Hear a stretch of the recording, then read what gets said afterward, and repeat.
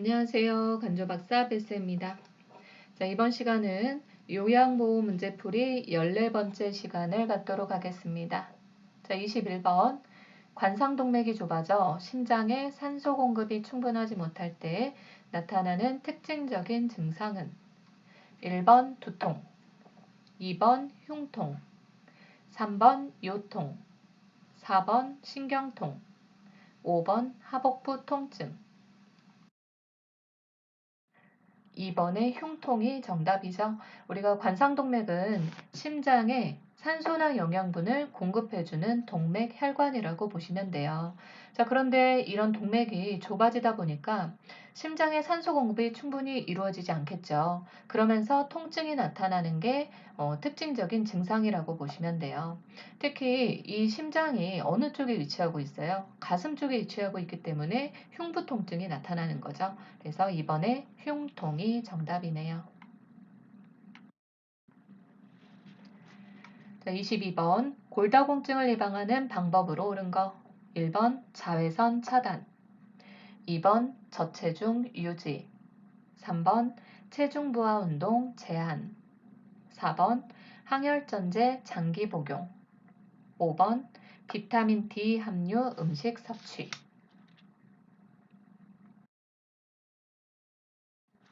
5번이 정답이죠.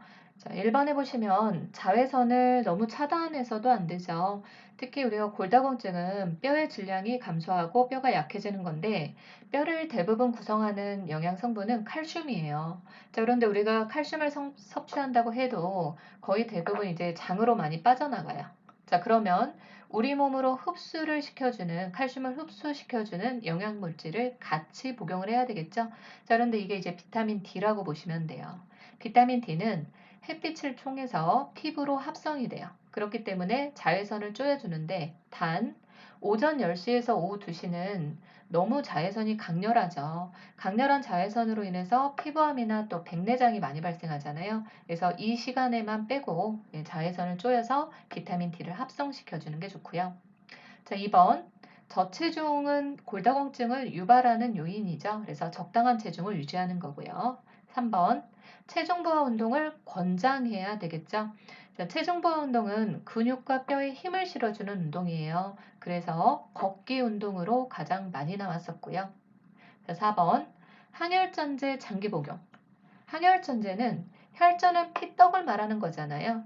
피가 응고돼 있고 붙어 있는 걸 이제 혈전이라고 하는데, 자, 항이 붙어 있기 때문에 항열전제는 피를 묽게 해주는 약이에요.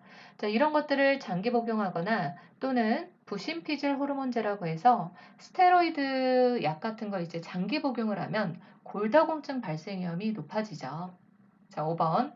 비타민 D 함유 음식을 섭취해서 칼슘 흡수를 촉진해 준다 알고 계시면 돼요.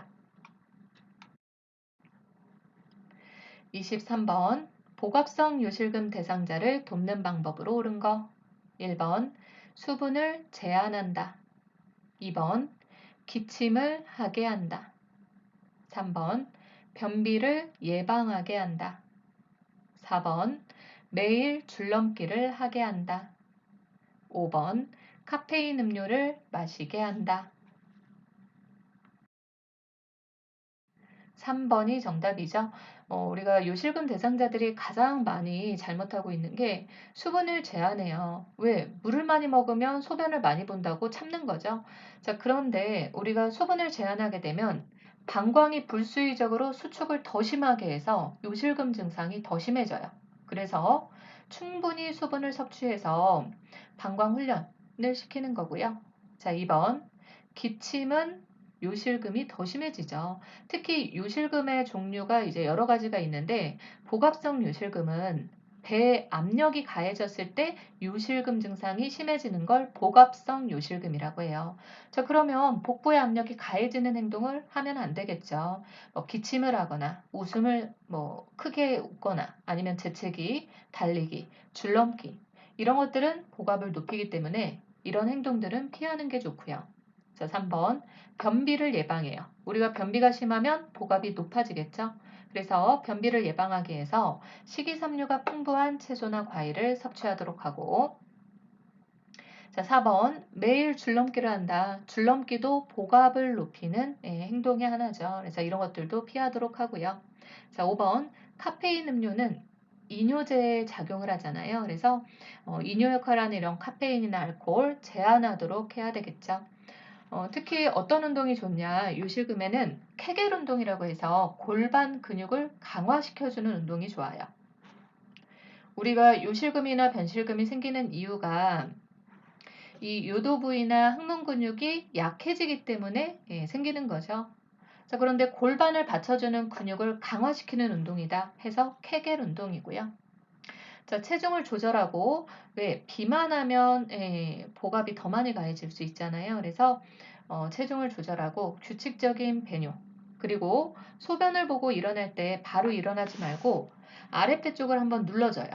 그러면 방광부에 있는 소변이 나오니까. 그래서 배뇨 후 일어나기 전에 아랫배 쪽을 눌러서 방광을 완전히 비워주고 일어난다 알고 계시면 돼요. 24번. 욕창 발생 위험이 가장 높은 대상자는 1번 걷기를 즐기는 과체중 대상자 2번 지팡이를 짚고 걷는 파킨슨병 대상자 3번 체중 부하 운동이 어려운 관절염 대상자 4번 체위 변경이 어려운 척수 장애 대상자 5번 보조기구를 사용해서 산책하는 편마비 대상자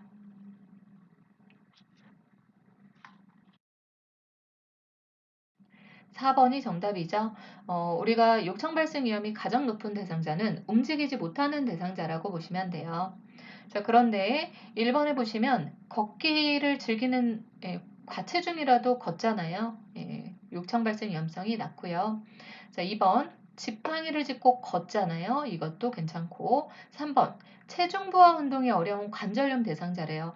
자, 체중 부하 운동이 어렵더라도 체위 변경하고 침상에서 움직이는 건 가능하잖아요. 그래서 괜찮고요. 자, 4번 체위 변경이 어려운 척수장애 대상자. 우리가 척수장애 대상자는 척수신경이 손상돼서 하반신마비나 사지마비된 환자를 말하는 거예요. 그래서 스스로 움직이지 못하기 때문에 장기적으로 이제 압박이 가해지겠죠. 그래서 이런 환자들은 욕창 발생 위험이 굉장히 높고요. 자, 5번 보조기구를 사용하는데 그래도 산책은 가능하니까 발생 위험이 낮겠죠. 그래서 밑에 욕창 발생 요인을 보시면 장기간의 와상 상태가 위험성이 높아요. 우리가 와상 상태는 침상에서 이제 생활하면서 이제 누워 있는 대상자를 말하는 거죠. 그리고 뇌척수 신경장애로 인한 체위 변경이 어려운 대상자. 그래서 척수신경이 손상돼서 하반신마비나 전신마비, 사지마비 돼가지고 스스로 움직이지 못하는 대상자고요. 자, 그리고 체중으로 압박받는 부위, 특히 뼈가 튀어나온 부위에 많이 생기고요. 그리고 영양 부족, 체중 감소, 근육 위축은 근육이 줄어드는 거예요. 약해 줄어드는 거. 자, 그리고 피하지방 감소 등으로 인해서 생길 수 있고, 자, 요실금이나 변실금 같은 습기로 인해서 피부 손상 위험성이 커지고요. 그리고 대상자를 이동시킬 때 들어서 이동시키는 게 아니고 잡아 끌었을 때 마찰로 인해서도 욕창이 발생할 수 있다고 보시면 돼요. 25번 대상자에게 손해 손상이 발생했을 때 나타나는 특징적인 증상은 1번 감정을 조절하지 못한다. 2번 인지 기능의 저하가 나타난다. 3번 말의 내용을 이해하지 못한다. 4번 한 개의 물체가 두 개로 보인다. 5번 자세의 균형을 유지하지 못한다. 5번이 정답이죠. 우리가 손해는요, 이 뒤통수, 후두골 쪽에 있는데 이 손해가 하는 역할은 미세한 운동을 하거나 우리가 이제 균형을 잘 잡을 수 있도록 도와주는 역할이에요. 그래서 일어는 나는데 중심을 못 잡고 계속 넘어지는 거예요. 손해가 손상되면. 그래서 5번에 보시면 자세의 균형을 유지하지 못하고요. 그러면서 어지러움증이 심해지고 운동실조증이 나타나는 게 특징이죠. 26번 노화에 따른 감각기계 변화로 오른 거 1번 통증에 대한 민감성이 증가한다. 2번, 고막의 소리 전달 능력이 증가한다. 3번, 같은 계열의 여러 색을 잘 구별한다.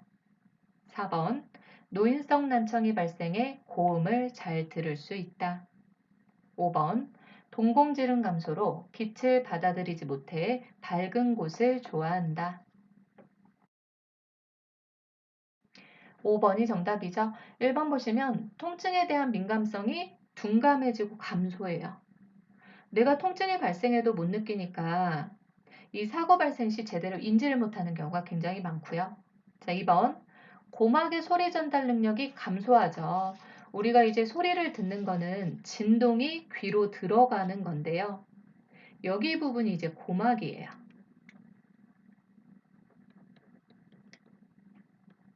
그리고 여기가 이제 뼈가 있어요. 자, 우리가 소리를 듣는 건 진동이 고막을 통해서 중위에 있는 뼈를 통해서 뇌로 들어가서 여기 보시면 이제 청각신경이 있어요. 청각신경을 통해서 뇌에서 이 소리를 인지를 하는 거예요. 자, 그런데 나이가 들수록 고막이 두꺼워져요. 그러다 보니까 진동이 잘 전달이 안 되겠죠? 그래서 청력이 감소를 하는 거예요. 그래서 고막의 소리 전달 능력이 감소를 하고요. 자, 3번. 같은 계열의 여러 색을 잘 구별 못해요. 비슷한 색깔로 계단을 만들어 놓잖아요. 자, 그러면 높낮이 구분이 안 돼서 낙상 사고가 굉장히 많이 발생할 수 있는 거예요. 왜? 색깔 구별이 잘 안 되니까 시력이 약해지고. 자, 특히 어떤 색깔의 구별이 안 되냐? 우리가 이제 나이가 들면 수정체 황화 현상이라고 해서 눈앞에 꼭 노란 셀로판 종이를 끼고 있는 것처럼 보여요. 그래서 노란 게 끼어 있으니까 파란색이나 남색 계통의 색깔 구별이 특히 더 어려워지는 거죠. 자, 5번, 4번. 노인성 난청이 발생해요. 그런데 고음장애부터 와요. 가장 먼저 오는 것. 그래서 고음장애가 온다. 5번. 동공지름이 감소로 빛을 받아들이지 못해 밝은 곳을 좋아한다. 이게 무슨 말이냐면 나이가 들수록 동공이 줄어들어요. 근데 동공이 무슨 역할을 하냐? 어두운 곳에 갔을 때 동공이 커지면서 주위에 있는 빛을 모으는 역할을 해요. 자, 그런데 나이가 들수록 동공이 줄어들다 보니까 어두운 곳에 갔을 때 빨리 빛을 못 모아요. 적응력이 떨어지는 거예요. 그러다 보니까 사고가 많이 발생하죠. 그래서 밝은 곳을 좋아하게 되는 거예요. 어두운 곳에서는 적응이 힘드니까. 27번. 노화에 따른 내분비계 변화로 오른 거. 1번. 기초대사량 증가. 2번. 갑상샘 호르몬 증가. 3번. 뇌하수체 크기 증가. 4번. 인슐린 민감성 감소. 5번. 공복 시 혈당 수치 감소. 4번이 정답이죠. 1번에 보시면 우리가 이제 내분비계 변화는 호르몬의 변화를 생각하시면 돼요. 그래서 기초대사량이 감소를 하죠. 기초대사량은 우리의 생명을 유지하는 데 필요한 최소한의 에너지량이라고 보시면 돼요. 자, 그런데 우리가 이제 노화로 인해서 활동량도 감소할 뿐더러 갑상샘 호르몬 자체가 이제 대사 능력을 조절하는 호르몬인데 갑상샘 호르몬이 감소를 해요. 그래서 기초대사량이 감소를 하는 거고요. 자, 2번 갑상샘 호르몬 감소한다 그랬죠. 자, 3번 뇌하수체 크기의 변화는 없고요. 자, 4번 인슐린 민감성이 감소를 해요. 인슐린 민감성이 뭐냐? 우리가 이제 식사를 하게 되면 혈액 속의 포도당 수치가 높아지겠죠? 자, 그러면 혈액의 포도당이 높아지니까 췌장에서 인슐린을 분비해서 포도당을 줄여줘야 돼요. 자, 그런데 이런 것들이 민감하게 반응을 못해요. 췌장에서 인슐린 분비를 많이 안 해주니까 어떻게 해요? 혈당이 높아져요. 그래서 당뇨병이 생길 수 있는 거죠. 자, 5번. 그래서 공복시 혈당 수치 증가할 수 있는 거예요. 자, 28번 보시면 영양 문제 발생 위험이 가장 높은 대상자는 1번 인지 기능이 저하된 대상자, 2번 배변 활동이 양호한 대상자, 3번 사회 활동이 활발한 대상자, 4번 잇몸에 맞는 의치를 낀 대상자, 5번 시력 교정용 안경을 쓴 대상자. 1번이 정답이죠. 인지 기능이 떨어졌기 때문에 내가 뭔가를 이제 먹어야 된다거나 이런 것들이 이제 줄어들 수 있겠죠. 뭐 나머지는 다 정상적인 거죠. 그래서 밑에 설명에 영양 부족의 위험 요인을 보시면요. 너무 적은 식사량으로 인해서 아니면 영양적으로 불균형적인 식사, 그리고 약물 사용으로 인해서 아니면 고령, 빈곤, 질환이나 사회적 고립, 우울, 알코올 중독, 인지장애, 식욕 부진, 오심이나 연화곤란으로 인해서 생길 수 있고요. 자, 그럼 이런 영양 부족이 생겼을 때 확인할 수 있는 지표는 뭐가 있냐? 체중이 감소를 하겠죠. 그리고 신체 기능이 떨어지고 마르고 약해 보이고 배변 양상이 변화를 해요. 그러니까 못 먹으니까 변비가 또 심해지는 거겠죠. 그리고 피곤해지고 무감각해지고 인지 수준이 변화하거나 상처 회복이 지연될 수 있어요. 특히 우리가 이제 상처가 났을 때 어떤 영양소가 부족했을 때 지연이 되냐? 단백질 부족으로 많이 나타나요. 그리고 탈수 증상이 나타날 수 있다고 보시면 돼요.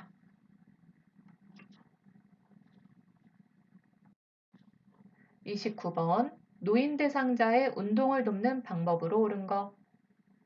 1번 운동 전 복용하던 약을 중단시킨다. 2번 현재의 운동 수준을 확인하게 한다. 3번 강도가 높은 동작으로 시작하게 한다. 4번 몸의 방향을 빠르게 바꾸는 운동을 하게 한다. 5번 취침 전에 규칙적인 고강도 운동을 하게 한다. 2번이 정답이죠. 1번에 보시면 운동 전에 중단시킬 필요는 없고요. 이런 투약 상황을 확인을 해서 만약에 이 환자가 이제 당뇨 환자예요. 그런데 운동 전에 이제 바로 복용을 했대요. 그럼 이런 저혈당이 나타나지 않았는지 이런 것들을 이제 주의 깊게 관찰해야 되겠죠. 자, 2번 보시면 현재 운동 수준을 확인하게 하고요. 자, 3번 강도가 높은 동작으로 시작하면 안 되죠. 낮은 수준으로 시작해서 점차 강도를 올리는 거고요. 자, 4번 몸의 방향을 빠르게 바꾸는 운동을 하면 손상을 입을 수 있겠죠. 그래서 이렇게 빠르게 방향을 바꾸는 운동, 동작 이런 것들은 금하는 게 좋고요. 자, 5번 취침 전에 규칙적인 고강도 운동이 아니죠. 우리가 취침 전에 고강도 운동을 하게 되면 대사 기능이 막 빨라져가지고 각성이 되죠. 그러면 잠이 더 안 오겠죠. 그래서 이런 것들은 좀 피해야 되겠죠. 자, 30번 노인 수면의 특성으로 옳은 거. 1번 수면량이 증가한다. 2번 수면 중에 자주 깬다. 3번 낮에 졸음을 덜 느낀다. 4번 수면의 효율이 높아진다. 5번 잠들기까지의 시간이 짧아진다. 2번이 정답이죠. 1번에 보시면 수면량이 감소를 하죠. 자, 2번 수면 중에 자주 깨요. 왜 자주 깨냐면 숙면을 못 취해요. 그래서 우리가 그 수면의 단계는 꿈꾸는 단계와 꿈꾸지 않는 단계가 있는데 깊은 숙면에 빠지는 건 꿈꾸지 않는 단계예요. 그런데 계속 수면 중에 자주 깨서 뭔가 꿈이 기억이 난다는 거는 깊은 숙면 단계에 빠지기 전 단계인 꿈꾸는 단계에서 계속 깨는 거예요. 그래서 숙면을 못 취하는 거죠. 자, 3번 이렇게 수면량이 줄어들고 숙면을 못 취하니까 낮에 많이 졸겠죠. 자, 4번 수면의 효율성이 그래서 떨어져요. 숙면을 못 취하니까.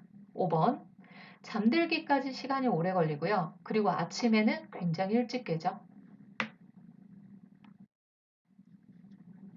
31번 만 65세 이상 노인이 1회 기본 접종 후 10년마다 추가로 받아야 되는 예방접종으로 묶인 거. 1번 백일의 디프테리아. 2번 파상풍 디프테리아. 3번 파상풍 인플루엔자. 4번 폐렴구균 인플루엔자. 5번 폐렴구균 대상포진.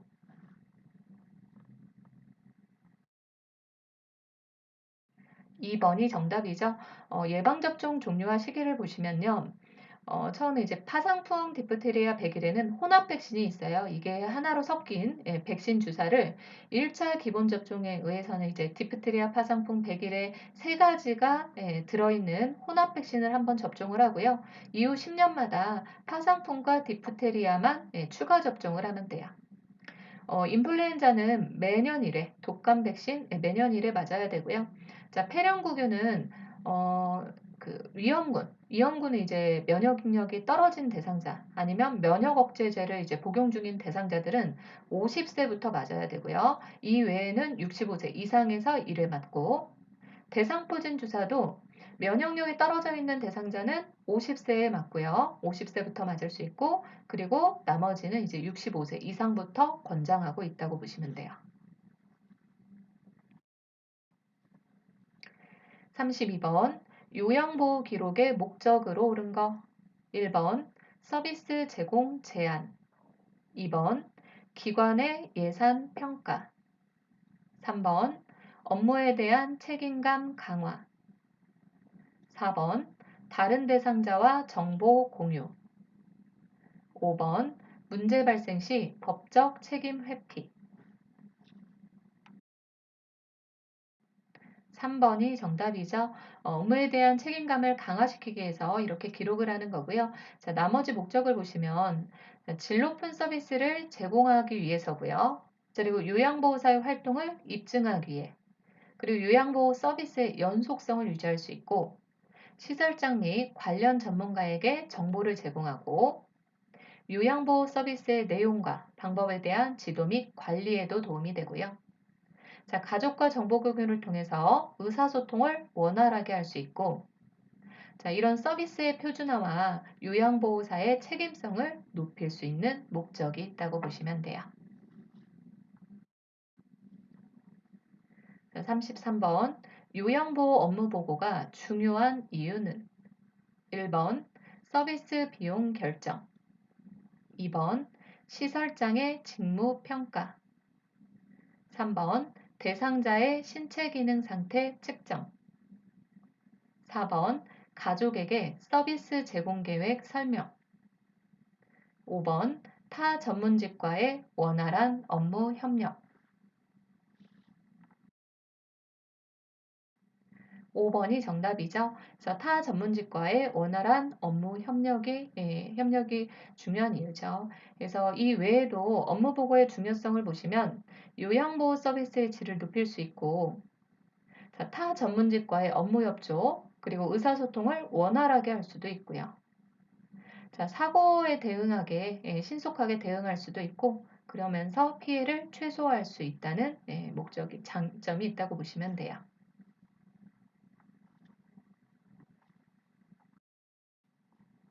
34번 사전연명 의료의향서에 관한 설명으로 옳은 거 1번 본인 의사에 상관없이 대리 작성이 가능하다.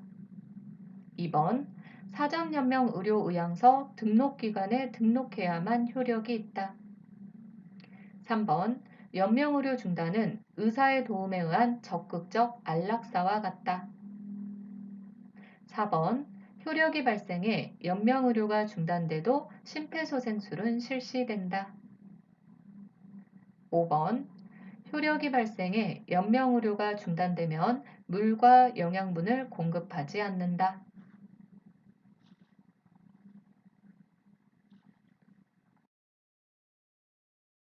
2번이 정답이죠.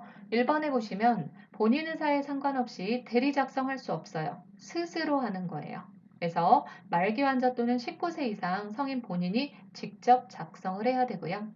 자, 2번 사전연명 의료의향서 등록기관이 따로 있어요. 보건복지부에서 정해놓은 기관이 따로 있는데 이런 기관에 등록을 해야만 효력이 발생하고요. 자, 3번 연명의료 중단은 적극적 안락사와 같지 않죠. 우리가 그 적극적 안락사는 인위적으로 죽음에 이르는 걸 이제 도와주는 게 안락사잖아요. 근데 연명의료는 이런 그 임종 과정에 있는 환자에게 심폐소생술이나 인공호흡기를 사용한다든지 아니면 뭐 치료를 한다든지 항암제 치료, 이런 것들이 이제 연명의료라고 하는데 이런 것들을 하지 않겠다는 거예요. 그래서 임종 과정의 기간만을 연장하는 거죠. 그래서 안락사와는 전혀 다르고요. 자, 4번. 효력이 발생해 연명의료가 중단돼도 심폐소생술은 연명의료에 해당하잖아요. 그래서 심폐소생술은 시행하지 않아요. 자, 5번. 효력이 발생해 연명의료가 중단되더라도 물, 영양분, 그리고 통증을 감소시키는 거, 뭐 숨 못 쉬어가지고 산소 공급하는 거, 이런 것들은 보류하거나 중단할 수 없죠. 그래서 2번이 정답이네요. 35번. 임종 직후의 대상자를 돕는 방법으로 옳은 거. 1번. 삽입된 튜브를 제거한다. 2번. 눈을 감지 않은 경우 그대로 둔다. 3번. 대상자의 얼굴을 시트로 덮어준다. 4번. 대상자가 있는 방에 조명을 꺼둔다. 5번. 베개로 머리와 어깨를 받쳐 올려준다. 5번이 정답이죠. 삽입된 튜브를 제거하는 건 의료인의 역할이죠. 그래서 삽입된 튜브를 제거해 달라고 의료인에게 의뢰를 해야 되고요. 자, 2번에 보시면 눈을 감지 않은 경우에는 눈을 감겨줘요. 왜냐면 이제 돌아가신 다음에 이제 사후 경직이 오는 거죠. 그래서 눈을 감을 수 있도록 해주고 만약에 눈을 감지 못하는 경우에는 솜이나 꺼지를 눈 위에 올려놔줘야 되겠죠. 3번. 대상자를 시트로 얼굴까지 덮어주지 않아요. 임종 직후에는 우리가 이제 정리를 다 한 다음에 깨끗이 닦아주고 이런 정리를 한 다음에 어깨까지만 시트를 덮어주죠. 자, 4번. 대상자가 있는 방의 조명은 차분하게 하는 거지 꺼둘 필요는 없죠. 자, 5번. 베개로 머리와 어깨를 받쳐서 상체 부분을 올려줘요. 왜냐면 우리가 혈액이 고이게 되면 얼굴 색깔이 이제 까매지죠. 그러면서 이런 변화를 방지하고 그리고 입이 벌어지는 것을 예방하기 위해서라고 보시면 돼요. 36번. 치매 대상자의 식사를 돕는 방법으로 옳은 거. 1번. 식탁에 앉아서 같이 생선가시를 제거한다. 2번. 사용하기 편하도록 가벼운 숟가락을 준비한다. 3번. 음식을 거부할 때는 갈아서 한꺼번에 먹인다. 4번. 평소에 좋아하는 드라마를 보면서 식사하게 한다. 5번. 의치가 느슨하면 의치를 빼고 식사하게 한다. 5번이 정답이죠. 1번에 보시면 식탁에 앉아서 같이 가시를 제거할 수 없어요. 왜냐하면 치매 대상자는 판단력이 부족한데 이런 것들을 그냥 같이 드셔버릴 수도 있겠죠. 자, 2번. 사용하기 편하도록 가벼운 숟가락이 아니라 손잡이가 크거나 무거운 숟가락을 줘야 돼요. 식사를 하시다가 내가 밥 먹는 거, 내가 지금 뭐 하고 있는지를 잊어버릴 수도 있으니까 이런 것들을 인지하도록, 아, 내가 숟가락을 들고 있구나. 이런 것들을 인지하도록 무거운 걸 줘야 되겠죠. 자, 3번. 음식을 거부할 때는 갈아서 먹이지 않아요. 네. 우리가 갈아서 뭐 먹이는 건 그리고 한꺼번에 먹이지도 않죠. 갈아서 먹이는 건 연하곤란시 이렇게 갈아서 먹이는 거죠. 자, 4번. 평소에 좋아하는 드라마를 보면서 우리가 뭔가 이제 집중하면서 식사를 하게 되면 사례가 또 걸릴 수도 있고요. 위험한 상황이 될 수도 있으니까 되도록이면 식사할 때는 조용한 분위기를 유지하는 게 좋고요. 자, 5번. 의치가 느슨하면 의치를 빼고 식사를 해요. 왜냐면 느슨해서 안 맞으면 이 의치가 잘못해서 기도로 넘어갈 수도 있기 때문에. 그래서 5번이 정답이네요. 자, 37번. 경관영양액을 주입하던 중 대상자가 구토를 할 때 우선적으로 해야 될 일은 1번. 비위관을 잠근다. 2번. 침대머리 높이를 낮춘다. 3번. 영양액 대신 물을 주입한다. 4번. 비위관이 꼬였는지 확인한다. 5번. 영양액 주머니의 높이를 대상자의 위장 높이와 같게 한다. 1번이 정답이죠. 우리가 경관영양액을 주입하던 중에 구토를 한다는 거는 음식물이 기도로 잘못 넘어가는 경우도 있고 아니면 이제 소화가 안 돼가지고 구토를 하는 경우도 있죠. 그래서 비위관을 얼른 잠그고 시설장에게 보고를 해야 되는 거죠. 38번 가루약을 복용할 때 사례에 자주 걸리는 대상자를 돕는 방법으로 옳은 거. 1번 가루약에 꿀을 섞어 먹인다. 2번 머리를 뒤로 젖혀 가루약을 삼키게 한다. 3번 가루약을 혀 밑에 넣어 녹여서 삼키게 한다. 4번 가루약을 2, 3회 분량으로 나누어 입에 넣어준다. 5번 바늘이 없는 주사기에 물로 녹인 가루약을 넣어 조금씩 먹인다. 5번이 정답이죠. 가루약은 꿀에 넣어 섞어 먹이는 게 아니라 약간 물에 녹여서 숟가락을 사용해서 먹이는 게 좋고요. 자, 2번 머리를 뒤로 젖히면 기도가 열려요. 그래서 고개를 숙이고 턱을 당긴 상태에서 주는 게 좋죠. 자, 3번 가루약을 혀 밑에 넣어 녹여서 먹이지 않아요. 우리 혀 밑에 넣어서 녹여 먹이는 약들은 효과를 빨리 보기 위해서 이렇게 혀 밑에 넣어서 녹여 먹이는 거고요. 이런 것들은 이제 의사의 처방에 따라서 복용 방법을 지켜줘야 되겠죠. 자, 3번 가루약을 나누어서 입에 넣어줄 필요도 없죠. 그리고 가루약 자체를 입에 털어 넣으면 사례가 더 많이 걸리니까 약간 물에 녹인 후 투약하는 게 좋죠. 그래서 5번 바늘이 없는 주사기에 물로 녹인 가루약을 넣어 조금씩 먹이는 거지요.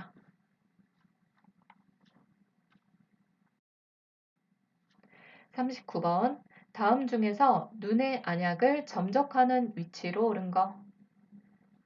1번 가, 2번 나, 3번 다, 4번 라, 5번 마. 5번이 정답이죠. 우리가 이제 안약을 점원할 때는 멸균수나 생리식염수에 적신 멸균솜으로 눈 안쪽에서 바깥쪽으로 먼저 닦아준 다음 대상자에게는 천장을 보게 해요. 그리고 우리는 하안검을 아래로 당겨서 하안검 중앙이나 두 가지 방법이 있죠. 그래서 여기에 하안검 중앙이나 그리고 외측에 점안하는 거예요. 왜 이 안쪽에는 안 되는 거예요? 여기 보시면 여기 이제 비루관이 있어요. 코랑 통하는 관이에요.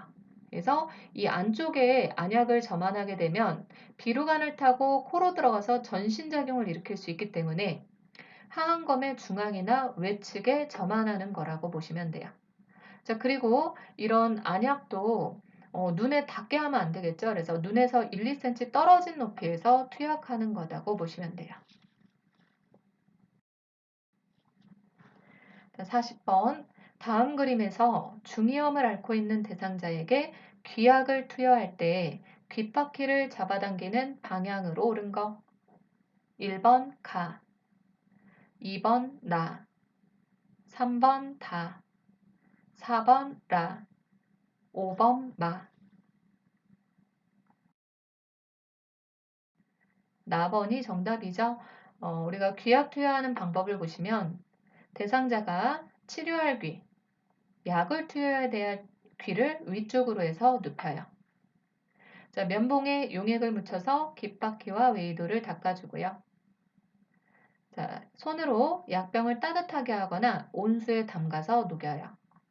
자, 그리고 귓바퀴를 후 상방으로 잡아당겨서 나번으로 잡아당겨 약물 투여가 쉽도록 측면을 따라 점적을 해요. 자, 그리고 귀 입구를 부드럽게 눌러줘요. 이 부분을 이제 이주라고 하는데 이 부분을 귀 안쪽으로 눌러주면 돼요. 자, 그리고 5분간 누워있도록 한다. 그래서 답은 나번이 되겠네요. 후 상방. 그래서 오늘도 잘 들으셨다면 구독과 좋아요 부탁드리고요. 오늘도 좋은 하루 되세요.